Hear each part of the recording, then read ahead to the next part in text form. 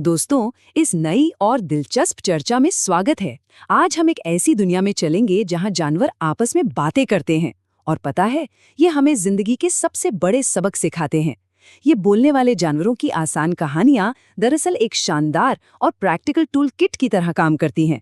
इनकी मदद से जिंदगी की सबसे उलझी हुई पहेलियों को बहुत ही आसानी से सुलझाया जा सकता है। तो सबसे पहला सवाल दिमाग में ये आता है कि आखिर ये बोलने वाले जानवर हमारे सबसे अच्छे गुरु क्यों माने जाते हैं। अगर हम बच्चों की जिंदगी में आने वाली आम मुश्किलों के बारे में सोचें, जैसे कभी किसी स्कूल प्रोजेक्ट पर दोस्तों के बीच का झगड़ा या फिर दोस्तों का गलत काम करने के लिए दबाव डालना, ऐसे में इन काल्पनिक जानवरों की कहानियां हमें बिल्कुल सरल और सटीक उदाहरण देती हैं। ये कहानियां रोजमर्रा की परेशानियों का हल निकालने में लिटरली बेहद मददगार साबित होती हैं। चलिए सबसे पहले बात करते हैं 3 छोटे सुअर यानी द 3 लिटिल पिग्स की कहानी की।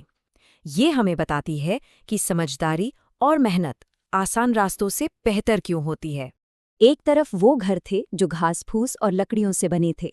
ये सीधे तौर पर आलस और शॉर्टकट्स को दर्शाते हैं। ये बिल्कुल वैसा ही है जैसे किसी भारी पत्थर का इस्तेमाल करने के बजाय आसान रास्ता चुनते हुए सीधे पेड़ पर चढ़कर आम तोड़ने की कोशिश करना, जिसमें गिरने का डर तो हमेशा रहता है ना। और इन शॉर्टकट्स का नतीजा क्या हुआ? भेड़िए ने बस एक फूंक मारी और सब तबाह। शॉर्टकट्स की सुरक्षा बस पल भर की होती है, लेकिन दूसरी तरफ तीसरे सुअर ने ईंट और कड़ी मेहनत चुनी। ये अक्लमंदी की पहचान थी।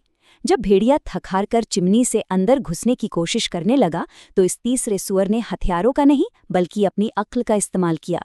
उसने चिमनी के ठीक नीचे उबलते हुए पानी का एक बड़ा बर्तन रख दिया। ये बिल्कुल साफ साबित करता है कि मेहनत और अक्लमंदी हमेशा लंबा साथ निभाती हैं। अब आगे बढ़ते हैं एकता में बल की तरफ, गाय और बाघ की कहानी के जरिए। ये कहानी उस झुंझलाहट को दर्शाती है जब किसी ग्रुप प्रोजेक्ट में सब अपनी मनमानी करने लगते हैं और पूरा प्रोजेक्ट लेट हो जाता है। इन कदमों को ध्यान से देखते हैं कि आखिर ये सब बिखरा कैसे। 4 गायें थी जो हमेशा साथ रहती थी, एक साथ खाती थी, पानी पीती थी। लेकिन पहले क्या हुआ? उनके बीच आपसी मतभेद यानी डिसएग्रीमेंट शुरू हुआ। फिर अगले कदम में गुस्से में आकर उन्होंने अलग होने का फैसला कर लिया, और इसका नतीजा बहुत भयानक। एक भूखे बाघ की नज़र उन पर बहुत पहले से थी और उसने इस फूट का पूरा फायदा उठाया। अलग अलग होने की वजह से बाघ ने एक एक करके उन सभी को आसानी से अपना शिकार बना लिया। इस पूरी घटना में जो सबसे जरूरी बात निकल कर आती है वो है एकता की ताकत। जब तक वो 4 गायें एक साथ थीं, एक झुंड में थीं, तब तक उन्हें हराना नामुमकिन था। एक खूंखार बाघ भी उनके सामने बेबस था, लेकिन बहस और आपसी झगड़ों ने उन्हें अकेला कर दिया। दुश्मनों को तो बस इसी अकेलेपन की तलाश होती है। एक साथ मिलकर रहना ही बाहरी खतरों से बचने का सबसे बड़ा हथियार है। हमारा अगला पड़ाव खतरों को पहचानने और सच्चाई तलाशने के बारे में है। यहाँ हम 2 कहानियां देखेंगे। एक ऐसी है जो असल खतरे से जुड़ी है और दूसरी ऐसी जहां सिर्फ डर और अफवाह ने बिना बात की घबराहट फैलाई। पहली कहानी द टेल ऑफ 3 फिश यानी 3 मछलियों की है। एक शांत झील में मछलियों ने कुछ मछुआरों की बातें सुन ली जो अगले दिन सुबह आकर वहां जाल डालने का प्लान बना रहे थे। अब ये कोई अफवाह नहीं थी, ये एक बिल्कुल असल खतरा था। लेकिन मौत को सामने देखकर उन मछलियों की प्रतिक्रिया बिल्कुल अलग-अलग थी। दरअसल यहाँ सबसे ज्यादा ध्यान खींचने वाली बात एक मछली का रवैया था। उसने भाग्य पर सब कुछ छोड़ दिया और कहा कि शास्त्रों में लिखा है कि जब हमारी मौत का वक्त आता है तो हम कुछ नहीं कर सकते। उसने सब जानते हुए भी वहां से भागने से साफ इनकार कर दिया और उल्टा बाकियों का मजाक उड़ाया। और इस गलत सोच का अंजाम? अगले दिन वो पकड़ी गई। खतरे की सही जानकारी होने के बाद भी हाथ पर हाथ रखकर बैठना सच में एक बेवकूफ़ी भरा फैसला है। अब इसके बिल्कुल उलट स्थिति को देखते हैं चिकन लिटिल की कहानी में। यहाँ एक छोटा मुर्गा आराम से जंगल में घूम रहा था कि अचानक उसके सिर पर पेड़ से एक सेब गिरा और उसने बिना देखे बिना सोचे समझे ये ऐलान कर दिया कि आसमान गिर रहा है। ये खतरा बिल्कुल काल्पनिक था, एक ऐसी घबराहट जिसकी सच्चाई से कोई लेना देना ही नहीं था। अब गौर करने वाली बात यह है कि एक झूठी अफवाह आग की तरह फैलती कैसे है। 1 मिनट पर सेब गिरा, 5 मिनट में एक मुर्गी ने बिना सबूत मांगे उस घबराहट में हिस्सा ले लिया। 10 मिनट होते होते एक बतख भी इस पागलपंती में शामिल हो गई। देखते ही देखते ये एक अनजान डर की भीड़ बन गई। और इसका अंजाम क्या हुआ? 15 मिनट के अंदर एक चालाक लोमड़ी ने झूठी मदद का दिखावा करके उन्हें अपनी गुफा में फंसा लिया।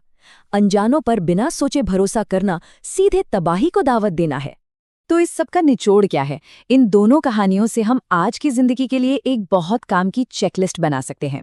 पहला, हमेशा जानकारी को खुद क्रॉस चेक करें।